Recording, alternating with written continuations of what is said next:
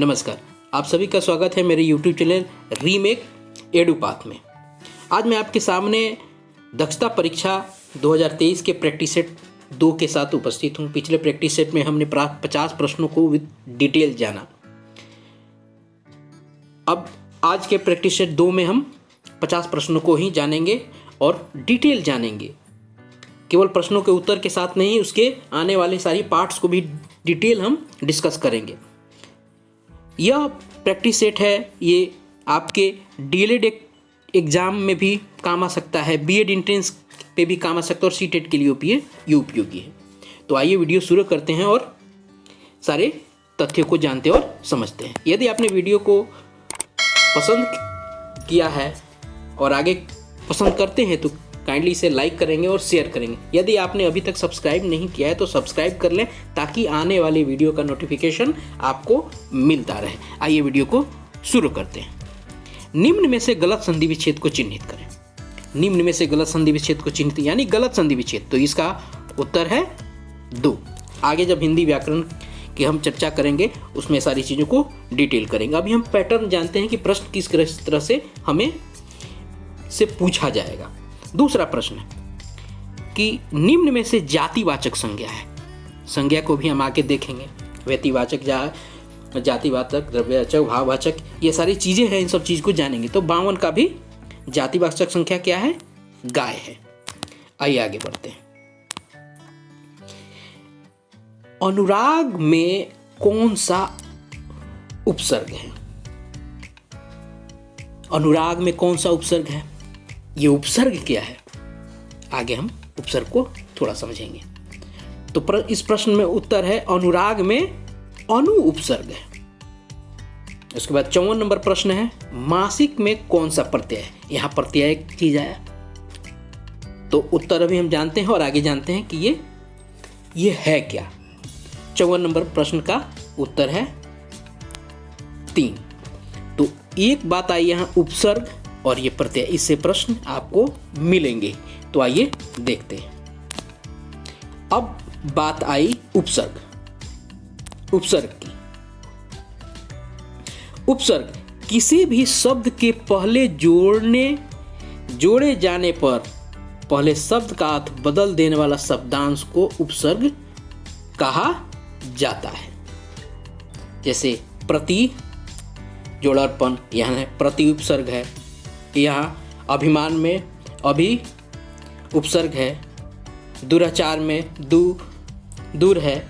इसी तरह विहार में वी है, नी है, ये सारे उपसर्ग है। यानी ऐसा अक्षर शब्द जो किसी शब्द के पहले जुड़ के उसके अर्थ को बदलता है, यानी उपसर्ग पूर्व में लगता है, पहले लगता है। प्रत्यय वह शब्दांश है, वह शब्द का अंश है जो शब्द के अंत में जुड़कर उसके व्याकरणिक रूप या अर्थ में परिवर्तन कर देता है। उपसर्ग में था पहले लगता था और प्रत्यय में बाद में लगता है। तो यही है समाज में इक प्रत्यय होता है, यानी सामाजिक। सुगंध इत प्रत्यय है, ये सुगंधित हो गया। मीठा आस, ये जो है ये प्रत्यय है। तो यही है उपसर्ग, एक ऐसा शब्दांश है जो शब्द के पूर्व में जुड़ के उसके अर्थ को बदलता है, और प्रत्यय जो है उसके बाद में जुड़ के उसके अर्थ को बदलता है, उसको परिवर्तित करता है। चलिए आगे बढ़ते हैं। अब है यहां एक निम्न में से कौन सा जोड़ा सही नहीं है। अब देखिए, आपको इसके लिए जानना आवश्यक है। अब देखिए, अंकुर भाग 1,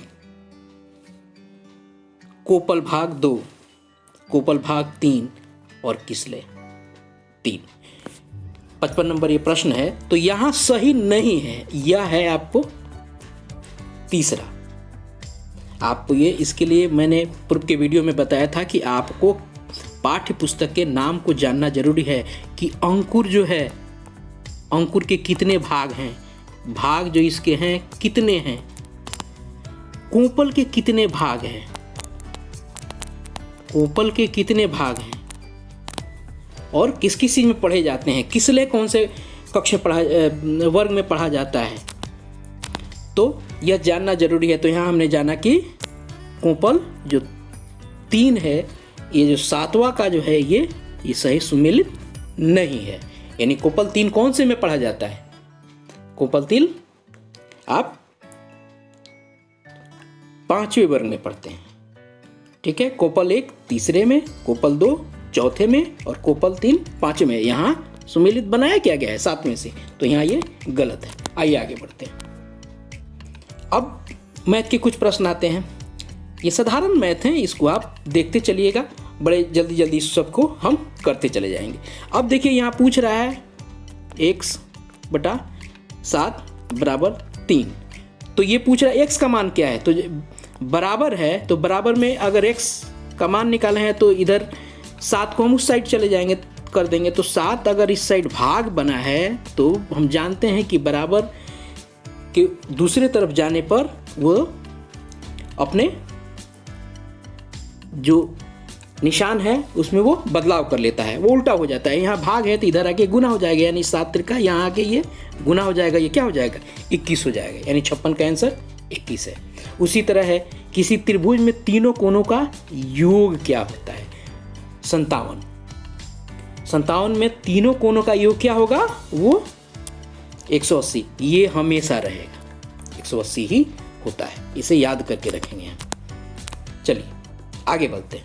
58 है, 58 का 9,12,102। आप इसे जब देखेंगे तो पाएंगे कि 2 नंबर सही है। 59 निम्नलिखित में से कौन संख्या श्रेणी बढ़ते क्रम में है? बढ़ते क्रम आरोही में है, आरोही में है, बढ़ते क्रम में, बढ़ते हुए। जब इसको आप देखिएगा तो आप पाइएगा कि 1 नंबर जो है ये बढ़ते क्रम में है। ये सामान्य से प्रश्न है, लेकिन ये प्रश्नों के पैटर्न है, इस तरह के प्रश्न पूछे जाते हैं, पूछे गए हैं। ये 2011 में आया हुआ प्रश्न है। चलिए आगे बढ़ते हैं। 59 नंबर हो गया, हमने 59 नंबर प्रश्न को देखा। अब आते हैं 60 नंबर प्रश्न पे। 60 नंबर प्रश्न है, एक गाय के 4 पैर हैं तो 15 गायों के कुल कितने पैर होंगे? बहुत आसान है, एक गाय के 4 हैं तो 15 के कितने होंगे?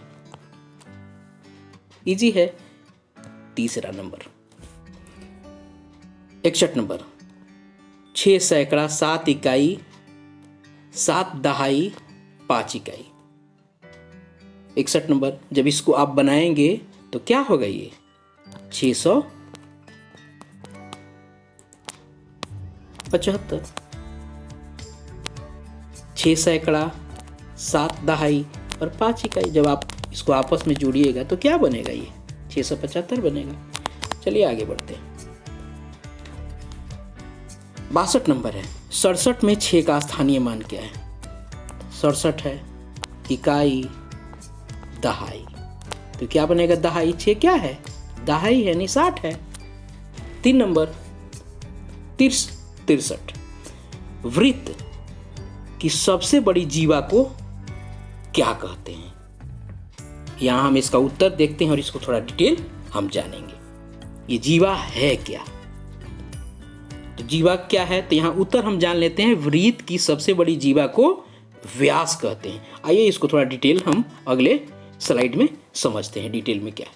अब देखिए, यह वृत्त है, यह वृत्त है, ये पूरी जो इसके चारों ये जो गोला है इसको ये परिधि कहा जाता है।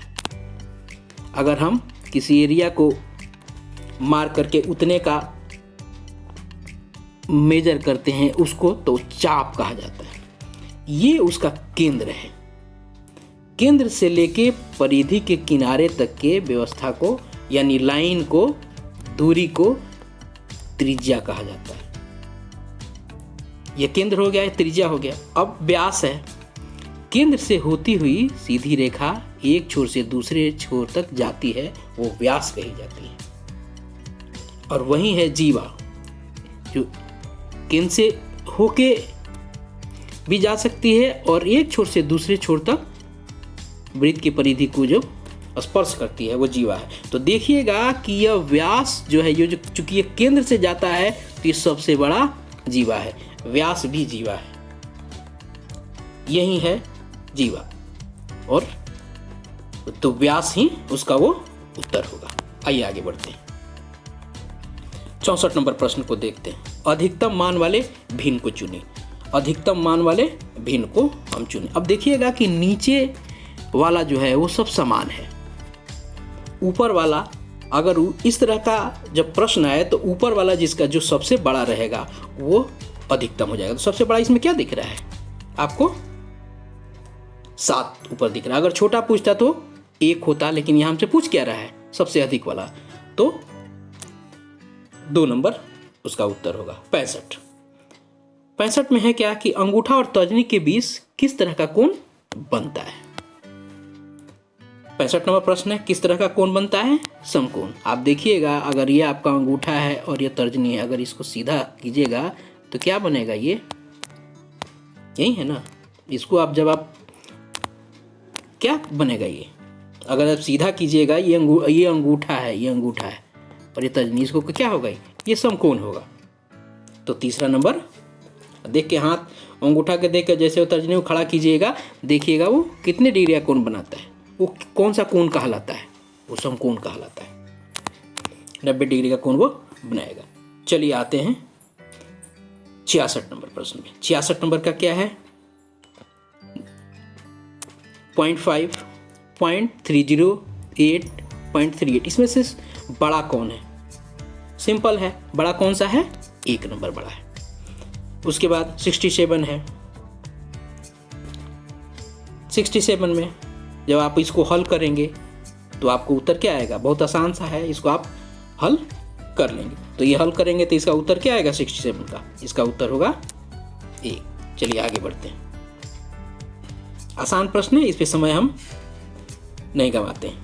68, 121 का वर्गमूल क्या होगा? हमें क्या करना है कि हमें 1 से लेके 50 तक का वर्ग याद कर लेना है। उसके बाद कम से कम 25 तक उसके घन को याद करना है। उसे याद कर लीजिएगा। जब हम अगर स्क्वायर हमें याद रहता तो हमें पता है कि 11 का स्क्वायर 121 होता है। 11 का स्क्वायर अगर हमने याद किया होगा तो देखेंगे 11 का स्क्वायर कितना होगा? 121। तो कोई दिक्कत यहाँ नहीं होती। तो यहाँ आंसर क्या होगा? 68 का 1। सबसे छोटी प्राकृत संख्या क्या है? प्राकृत संख्या वो होती है जो 1 से शुरू होती है। पूर्ण संख्या वो होती है जो 0 से शुरू होती है। तो यहाँ सबसे छोटी प्राकृत संख्या क्या होगा? सबसे छोटी प्राकृत संख्या क्या होगी?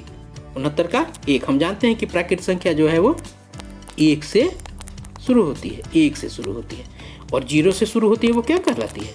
पूर्ण संख्या कहलाती है। चलिए, अभाज्य संख्या किसे कहते हैं? अभाज्य संख्या किसे कहते हैं? अभाज्य संख्या जो 1 से और स्वयं से कटे और उसके अलावा वो किसी से नहीं कटे, यही है अभाज्य संख्या।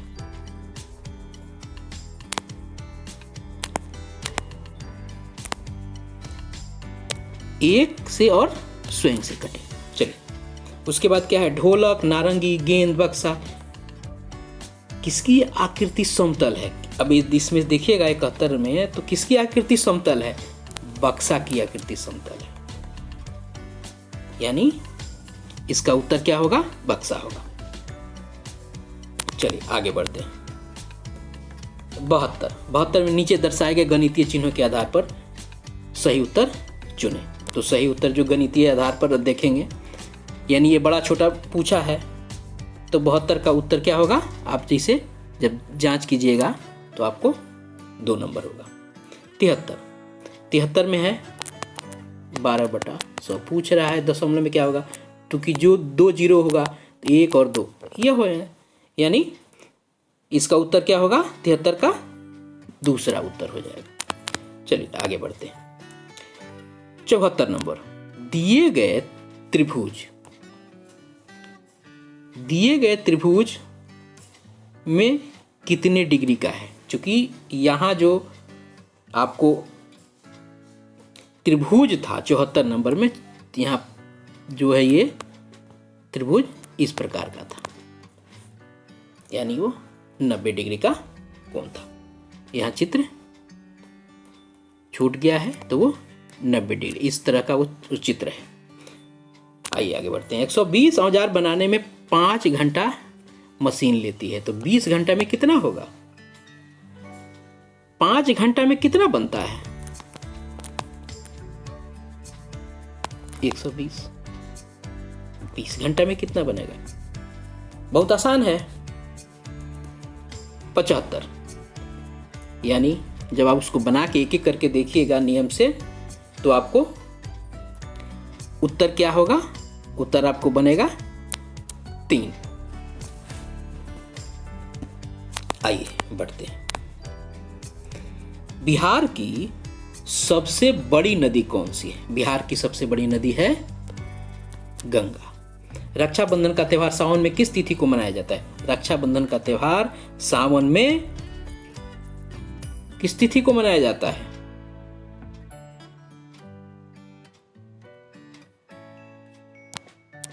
पूर्णिमा को मनाया जाता है। किस तिथि को मनाया जाता है? पूर्णिमा को मनाया जाता है।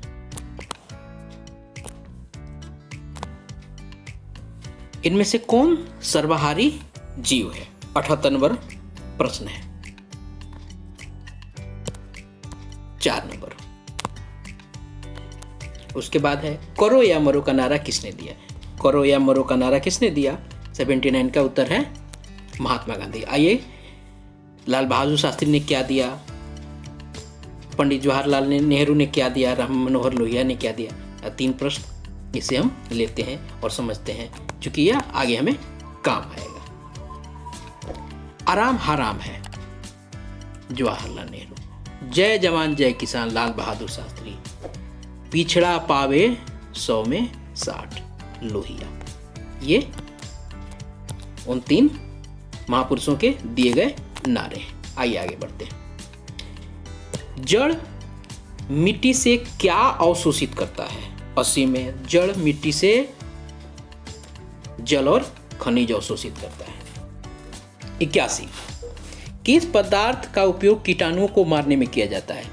2 पोटासियम परमैंगनेट। याद रखेंगे हम इसको। आइए आगे बढ़ते हैं।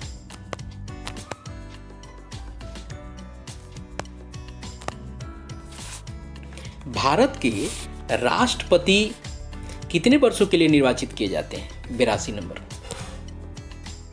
5 वर्ष के लिए। 83 आंवला में कौन सी विटामिन सबसे अधिक पाई जाती है? आंवले में कौन सी विटामिन सबसे अधिक पाई जाती है? Vitamin C. ध्यान रखेंगे, जो खट्टा लगने वाला चीज है, जो फल है और जो सब्जियां हैं, उन सब चीज वो सी होता है। चलिए आइए आगे चलते हैं। 84 में क्या है? किसी देश के स्थानीय समय की गणना के लिए निम्न में से किसका उपयोग किया जाता है? बहुत महत्वपूर्ण प्रश्न है। और ये जो अक्षांश, विषुवत रेखा, देशांतर, ग्रीनविच मीन टाइम, ये बहुत महत्वपूर्ण। इससे बहुत सारे प्रश्न आपको हो सकते हैं और बहुत सारे प्रश्न आएंगे भी। तो इसको डिटेल आगे जानते हैं और चीज़ों को थोड़ा समझेंगे। पहले इसका उत्तर हम समझते हैं। तो 84 का क्या होगा? Greenwich mean time.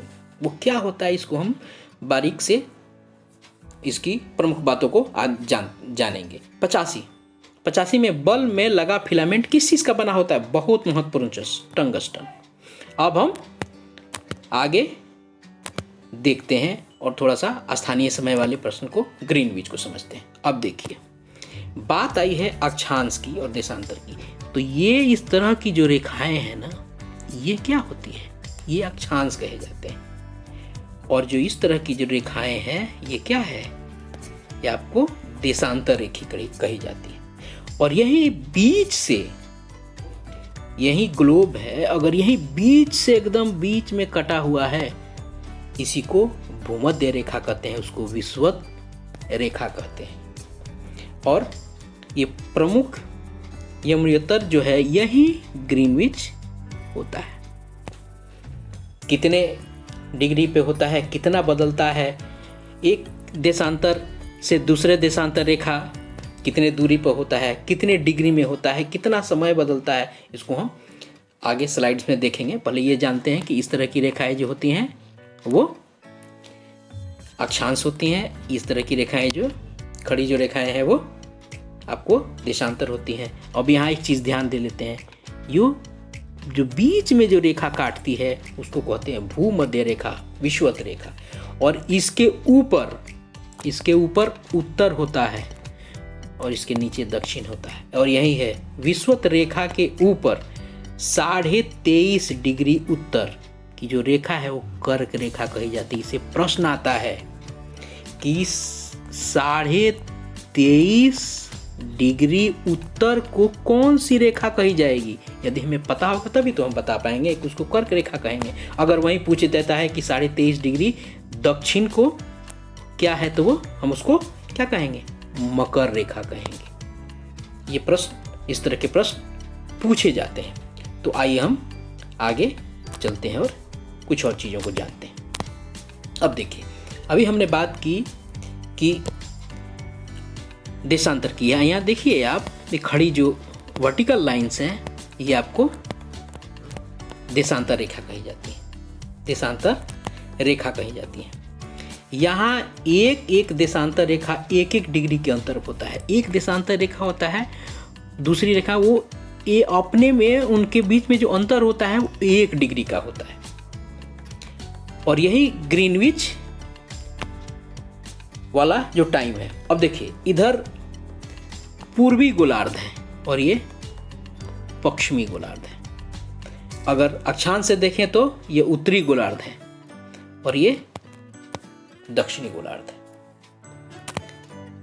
पूर्वी देशांतर माने इस देशांतर में जब इस देशांतर की तरफ हम बढ़ते हैं तो क्या होता है, हर एक देशांतर के बाद 4 मिनट बढ़ता है। यानी 4 मिनट यहाँ से और यहाँ के बीच में जो समय जो है वो 4 मिनट का होता है। अगर इस साइड पूरब की तरफ बढ़ते हैं तो 4 मिनट ग्रीनविच टाइम इंग्लैंड में है।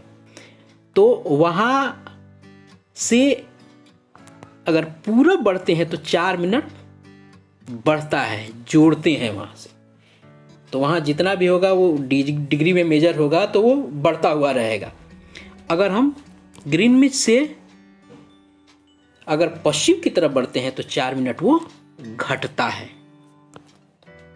यह पूछा जाता है कि एक देशांतर से दूसरे देशांतर जाने में समय घटते बढ़ने का क्या है, वो तो 4 मिनट होता है।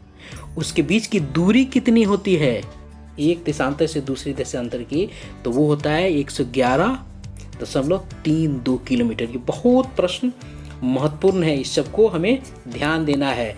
1 डिग्री देशांतर से और दूसरे डिग्री देशांतर के बीच का जो है ना वो है आपको 4 मिनट।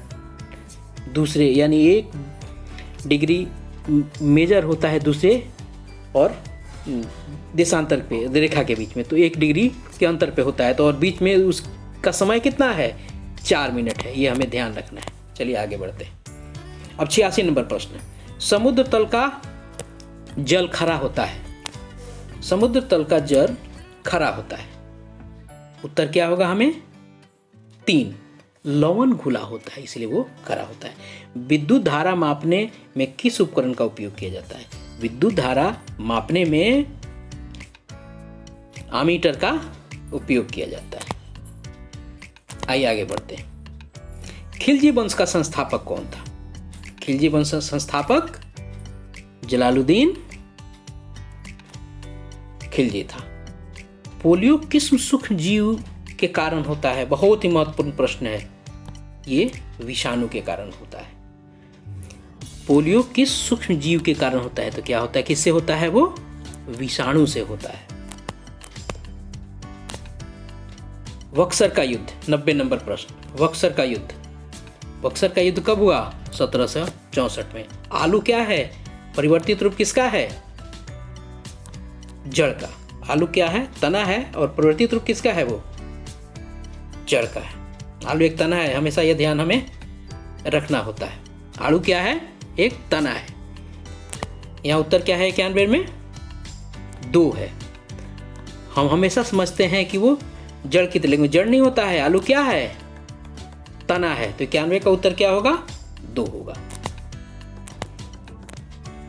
चलिए 92, विश्व पर्यावरण दिवस कब मनाया जाता है? विश्व पर्यावरण दिवस 5 जून को मनाया जाता है। 93 नंबर प्रश्न, शेर शाह का मकबरा कहाँ है? शेर शाह का मकबरा सासाराम में है।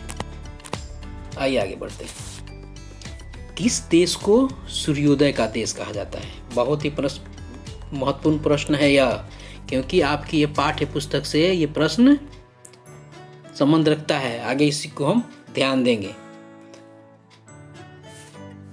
तो 94 नंबर प्रश्न है और इसका उत्तर होगा जापान।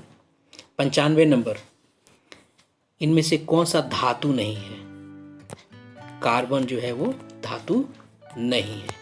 आइए आगे देखते हैं और यहाँ समझते हैं और देखते हैं। सबसे गर्म स्थान मित्रावा कुवैत। सबसे ठंडा स्थान साइबेरिया में बरखोयास्क। मीठे पानी का झील बैकाल।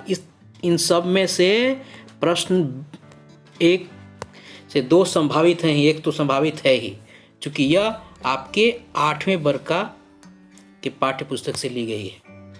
मीठे पानी का झील बैकाल झील जो रूस में है। सर्वाधिक वर्षा वाला स्थान मासिनराम मेघालय भारत में। संसार का छत्र पामीर। सभ्यताओं का पालना एशिया। उगते सूरज का देश जो इस प्रश्न में था। हाथियों का देश थाईलैंड। अंकोर वाट का मंदिर कंबोडिया। सबसे लंबी दीवार चीन। सबसे ऊंचा सड़क मार्ग खरदुंगला लेह में भारत में। सबसे ऊंची बिल्डिंग बुर्ज खलीफा संयुक्त अरब अमीरात में। समुद्र पर सबसे लंबा पुल चीन में। पूर्व का वेनिस बैंकॉक। ताजमहल कहाँ है? आगरा में भारत में है। सबसे ऊंचा रेल मार्ग चीन में। इन सबसे प्रश्न आपको आएंगे, इसको आप हमें ध्यान रखेंगे। चलिए आगे बढ़ते हैं। 96 दूरी के अनुसार सूर्य से सबसे नजदीक ग्रह कौन है? यह हमें इन सौर मंडल से आपको प्रश्न मिलेंगे। हम आगे इसको डिटेल में बात करेंगे। तो सबसे यहाँ उत्तर देख लेते हैं। थे उत्तर क्या होगा? उत्तर होगा बुध। 97 विटामिन डी की कमी से कौन सा रोग होता है? इस प्रश्न से और इस प्रश्न के विषय वस्तु से जरूर चीजें आएंगी। विटामिन डी से क्या होता है? रिकेट्स होता है। हम आगे देखेंगे कि किस विटामिन से कमी से कौन सा रोग होता है, उसको समझेंगे। आइए देखते हैं। अब देखते हैं सूरज से सबसे नजदीक कौन सा है? मरकरी बुध। उसके बाद वेनस शुक्र। उसके बाद पृथ्वी। देखिएगा इन सब का कलर कैसा है, और आप इनको साइज में भी देखते जाइएगा। ये नीला दिखता है, और इसके साथ चंद्रमा क्या है? इसका उपग्रह है। यानी पृथ्वी के सबसे नज़दीक कौन सा ग्रह है? बुध है। उसके बाद क्या है? शुक्र है। उसके बाद पृथ्वी है। उसके बाद मंगल है। मंगल देखिएगा लाल है, इसलिए इसको लाल ग्रह भी कहा जाता है। मंगल ग्रह को पृथ्वी है, नीला है, इसको नीला ग्रह कहा जाता है। क्यों कहा जाता है? जब सौरमंडल पढ़ेंगे तो उसमें हम देखेंगे। उसके बाद है क्या? बृहस्पति। आप देखिएगा इन सारे ग्रहों में ये सबसे बड़ा दिखता है, ये इसलिए ये सबसे बड़ा ग्रह माना जाता है। उसके बाद देखिएगा ये शनि के ये छल्ला है इसके, तो पूछा भी जाता है। तो शनि ग्रह है, बृहस्पति के बाद शनि है, उसके बाद अरुण है, उसके बाद वरुण है। इसको आपको जानना है। देखिए यहाँ एक चीज़ है, पृथ्वी का जो चंद्रमा है, तो पूछा जाता है कि पृथ्वी का जो कौन सा उपग्रह है, वो कौन सा उपग्रह है? वो चंद्रमा है। चंद्रमा उपग्रह है किसका? पृथ्वी ग्रह का। आइए आगे बढ़ते हैं। आगे देखते हैं हमको जो अभी बात बताई गई थी पिछले प्रश्न में कि किस विटामिन के से कौन सा होता है। विटामिन ए से रतौंधी होता है। बी से क्या होता है? बेरी बेरी होता है। सी से क्या होता है? स्कर्वी होता है, मसूड़े का फूलना होता है। डी के से क्या? रिकेट्स जो प्रश्न में था। ई से क्या होता है? जनन शक्तियों का कम होना होता है। विटामिन के रक्त का थक्का बनना, ये महत्वपूर्ण चीज़ें हैं जिसको हमने टच किया। डी ई के बी ए, इसको हमें ध्यान रखना है क्योंकि इससे प्रश्न आएंगे। आइए आगे बढ़ते हैं। 98 है। 98 क्या है? किसने कहा था स्वराज हमारा जन्मसिद्ध अधिकार है? बाल गंगाधर तिलक ने कहा था। ब्रेल लिपि के माध्यम से किस तरह के लोग पढ़ते हैं? तो ब्रेल लिपि के माध्यम से दृष्टिहीन अंधे लोग उसको पढ़ते हैं। आइए 100वां प्रश्न है गौतम बुद्ध को बोध गया में किस वृक्ष के नीचे ज्ञान की प्राप्ति हुई? तो उत्तर क्या होगा? 3, बोधि वृक्ष। क्या होगा? बोधि वृक्ष के। इस तरह 50 क्वेश्चन हमने देखे। अगले वीडियो में हम अब शैक्षिक कौशल को लेके आएंगे। फिर उसी तरह आगे हम आपकी पाठ्य पुस्तक से प्रश्न को ढूंढ के लाएंगे और आपसे करेंगे। शैक्षणिक कौशल से संबंधित सारे प्रश्न को हम टच करेंगे, सारी चीज़ों को करेंगे। उसके बाद हम व्याकरण को अंत में देखेंगे। हर कुछ दिन के अंतराल पे वीडियो अब आते रहेंगे, तो मेरे साथ जुड़े रहिएगा और सब्सक्राइब करके रखें ताकि आने वाला वीडियो का नोटिफिकेशन आपको मिल जाए। धन्यवाद। आप अपना ख्याल रखिए और हमारे साथ जुड़े रहिए। Thank you so much.